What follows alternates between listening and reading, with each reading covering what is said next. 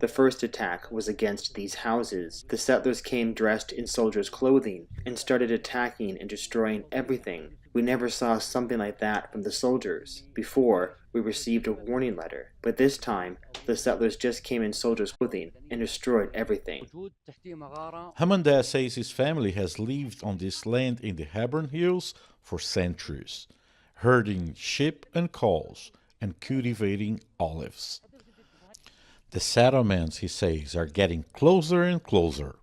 And with the war between Israel. If you ever want to feel even more seething hatred for Israeli settlers, one of the best ways to do that is learn about the history of them destroying olive trees in the West Bank. You know, it's the Mediterranean. Olives are a big deal, and there's a very strong like cultural and historical tie to olive trees, like in terms of how long they take to grow and like the quality of the product. It's like a whole thing, okay? It's a whole thing. And there have been a bunch of examples of Israeli settlers basically just like going up and destroying the trees for no reason other than to fuck over the Palestinian occupants. Like, I think that's a very good indication. It's not the only indication, there's a million indications, but it's a very good indication of how so much of the like fuel for the West Bank settlers is just hatred and like genocidal rage. It's not like purely expansionism, it's also that they're evil. Olives are a symbol of peace in Judaism, so like it's fucked for everyone. Yeah. They often replace the olive trees with pine trees to westernize the region. It's fucked up because like olive trees aren't like anti-Jewish or whatever. Like it's spite for spite's sake. If anything, it's eradication of Jewish culture because olive trees are indigenous to this area, and this area is like historically Israel, right? Like, how can you simultaneously say that your birthright to this area is justified by thousands of years of ancestry and precedent, and then when you come in here, you're like, oh, olive trees? What do those have to do with the Holy Land? Yoink! Put some pine trees in. They created mass tree charity drives and propagandized all Jews in the world to donate and plant trees. I think I remember hearing about that shit. It's so sad. Since 1967, settlers have uprooted more than 800,000 Palestinian-owned olive trees.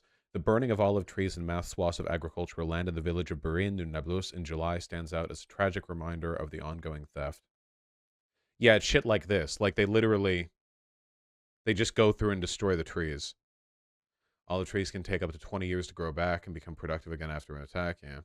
The really fucked up shit is that the Palestinians are the descendants of the original Jews, and the Israeli immigrants the descendants of Westerners who converted to Judaism largely. I don't know, I don't want to do any, like, ethnography stuff, because I know it's very complicated, but there's no denying that Palestinians have an incredibly strong historical tie to the land, and there absolutely would be, like, a link between modern-day Palestinians and, you know, the people who have lived in the area for thousands of years. Palestinians, you know, if for no reason other than because there tends to be cultural osmosis for groups that live in the same area due to like culture and climate and stuff. There, it is true, by the way, that a lot of Israeli settlers are Americans. Like a significant portion of them are Westerners who came over because they're fascists and they want to be part of their like reclamation, return with a V project, you know? So you'll have people who grew up in Brooklyn coming over and burning olive trees to people whose great, great, great, great, great, great, great, great, and so on, like grandparents tended to those trees, while screaming that it's their birthright. Israel and Hamas, Hamanda says things now seem to be out of control, with threats and violence. I feel humiliated. I feel insulted, to be choked out, to be so badly treated. Not by Jews, because Jews, we have been living with them. They are good people. But by these Zionists who come from everywhere in the world, who know no religion or ethics. According to the UN humanitarian agency. Yeah, he's even saying it right here, yeah. Like, Israel isn't even really like a Jewish state, in the same way that, like, the Vatican is a Catholic state, mini-state, whatever. You know, it's basically just a secular fascist state that uses Judaism as the cultural and ethnic through line for its fascism. Much in the same way that a Christian nationalist America would not really be a Christian state. Does that make sense? Like, Republican politicians go on and on and on about God and the Bible and Christianity. Not one of those fucks goes to church. None of them give a shit. None of them care. None of them care whether there's a God or not. You know, they have power on earth and they want to use it while they can. You know, much in the same way, like, Netanyahu's governance is not like, it's not governed by like an authentic appreciation for Jewish history and culture, you know? I don't know how you could be a fascist while also having a genuine appreciation for Jewish history and culture. You know, I don't even know. That's a tough sell. See, OCHA At least 15 villages have been destroyed since the October 7 Hamas attack on Israel, and more than 1,000 people have been displaced. The Israeli government press office and the Israeli Defense Forces declined to comment about the increasing number of Jewish settlers' attacks against Palestinian farmers. In the last weeks, the Israeli government began the distribution of thousands of rifles and... Is authentic Jewish culture incompatible with fascism? I don't really know what authentic culture is. I just don't think... I think you'd have a very tough time being appreciative of the history of Jewish people and their struggle and also being a fascist. I just think that's a very... I think those are two very difficult positions to reconcile simultaneously. I think you can be insincere in your appreciation for Jewish culture, or you can not be a fascist. If it's possible to be both at once, I think you have to really be selective about what it is you're paying attention to. Again, it's not impossible. Like, again, I don't really think there is such a thing as like an authentic culture or even an authentic appreciation of religion. It's always culturally filtered, but you know. And guns for civilians who live in border areas and in settlements in the West Bank. We are going from places like same as it's basically, oh, this fucking guy. Like, it's basically impossible to, like, authentically believe in the teachings of Jesus Christ while being a fascist. So most people who are both Christians and fascists just don't actually care about Christianity. They just use it as, like, an aesthetic, racialized signifier to discriminate against other groups, you know? They're giving the settlers guns. Oh, yeah, the Israeli military and this guy, the national security minister, who's a terrorist, by the way, just a terrorist who was appointed, you know?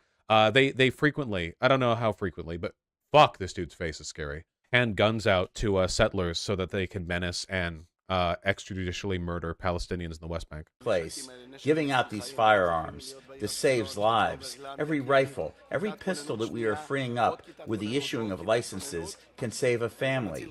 Every firearm, every assault rifle can save a residential building. I tell the citizens of Israel, go arm yourselves. At this Bedouin village that shares a fence with a Jewish settlement, things are getting worse by the day, the residents say. They say they have been threatened to leave the area by the settlers and are living under a kind of siege. It's 2 weeks. They came, settlers militia entered, actually invaded the community in a very horrific way, and they detained all of the youth in one tent in the community, and they were interrogating us very violently. It was like something that we... Can the Arabs in Israel legally obtain a gun? I don't know the answer to that for sure, but I would be absolutely fucking astonished if Palestinians in the West Bank had the ability to purchase firearms. Like, I don't know, but I would be astonished. We just see terrorist people do. People here say that before the war, they would call the Israeli police to solve any problems they had with the neighbor settlers. But now, they say, nobody comes to help them anymore. Cool.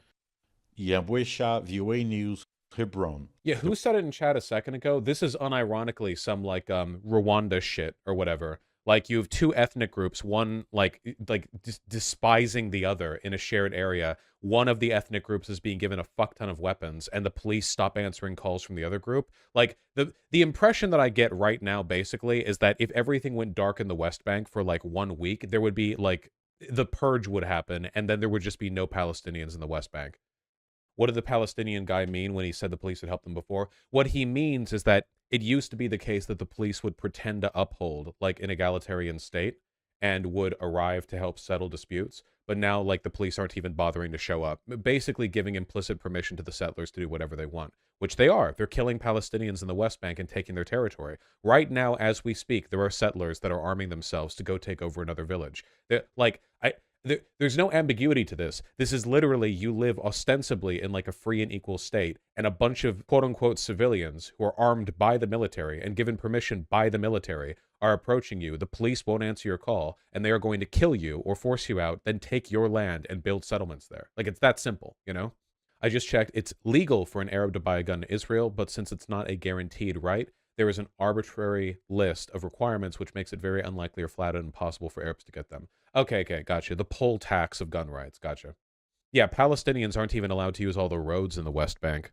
West Bank roads that forbid Palestinian vehicles. There are maps of it online. You know, people will unironically argue this isn't an apartheid state, by the way. They'll be like, no, actually, this is a free and equal state. And you can see like different roads have different permissions for what you're allowed to, whether Palestinian vehicles, which have different license plates, are allowed to travel on them.